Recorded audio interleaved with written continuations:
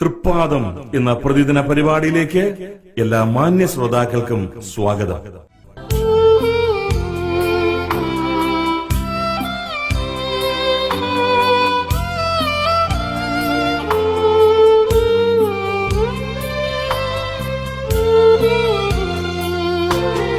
ദൈവത്തിൻ്റെ ഏകപുത്രൻ പാപികളെ രക്ഷിപ്പാൻ മനുഷ്യനായി പാടുപെട്ടു കുരിശിന്മേൽ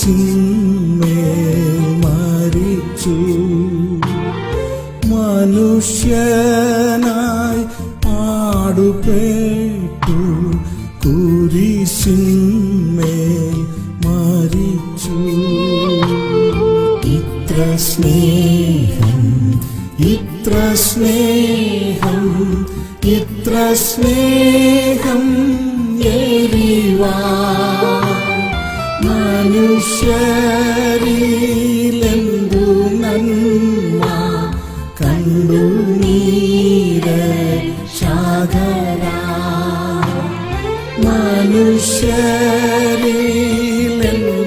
നന്മ കണ്ടു നീരക്ഷകരാ.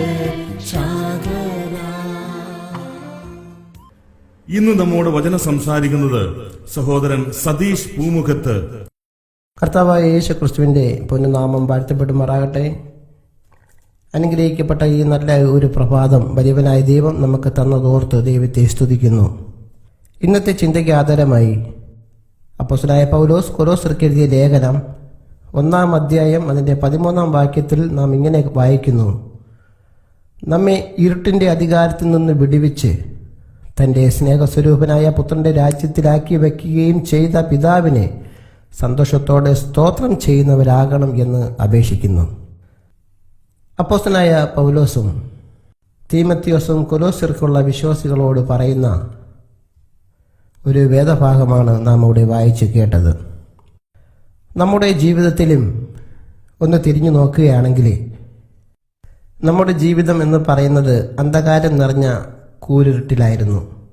എന്നാൽ അവിടെ നിന്ന് രക്ഷിപ്പാനായിട്ട് സ്നേഹസ്വരൂപനായ ദൈവം സ്വർഗത്തിൽ നിന്നും ഈ ഭൂമിയിലേക്ക് ഇറങ്ങി വന്നു. എന്തിനാണ് ആ ദൈവം ഈ ഭൂമിയിലേക്ക് ഇറങ്ങി വന്നത്? അന്ധകാരത്തിൽ നിന്നും തൻ്റെ ജനത്തെ തൻ്റെ അത്ഭുത പ്രകാശത്തിലേക്ക് വഴി നടത്തുവാൻ വേണ്ടിയിട്ടാണ്. ഈ അന്ധകാരമാകുന്ന പാപത്തിൽ കിടന്ന് അയ്യം വിളിച്ചവരായിരുന്നു നാം ഓരോരുത്തരും. നാം വഹിച്ചുകൊണ്ടിരുന്ന പാപം അത് എത്ര വലുതാണെന്ന് മനസ്സിലാക്കുവാനായിട്ട് നമുക്ക് കഴിയാത്തൊരവസ്ഥ ഈ അന്ധകാരത്തിൽ നിന്നുണ്ടായിരുന്നു. എന്നാൽ സ്നേഹസ്വരൂപനായ ദൈവം അതിൽ നിന്ന് നമ്മെ വിളിച്ച് വേർതിരിച്ച് കർത്താവിൻ്റെ രാജ്യത്തിൽ അവകാശികളാക്കി വച്ചു എന്ന് നമുക്ക് കാണുവാനായിട്ട് കഴിയും.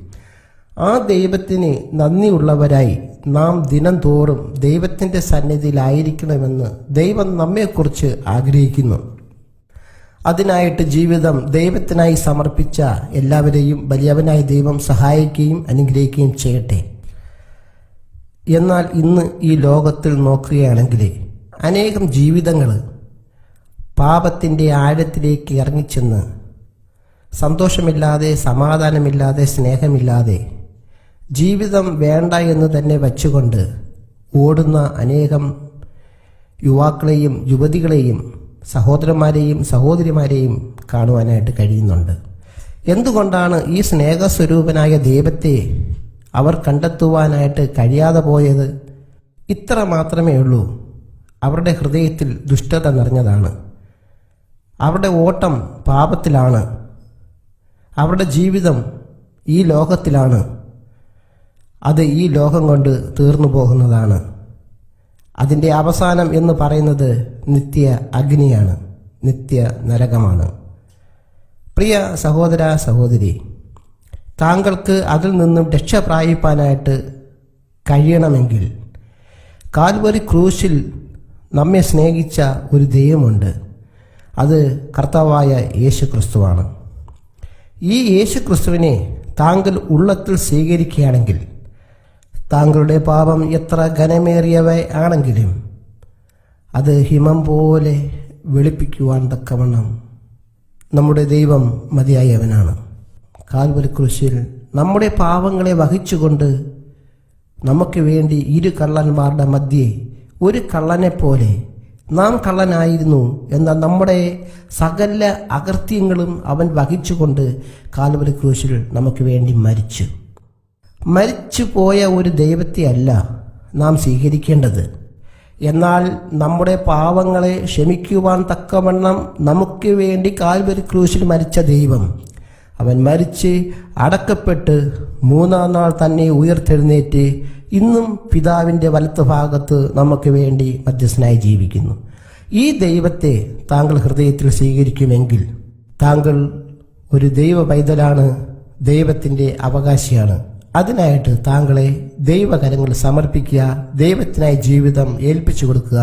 വലിയവനായ ദൈവം താങ്കളെ അനുഗ്രഹിക്കുകയും സഹായിക്കുമാറാകട്ടെ.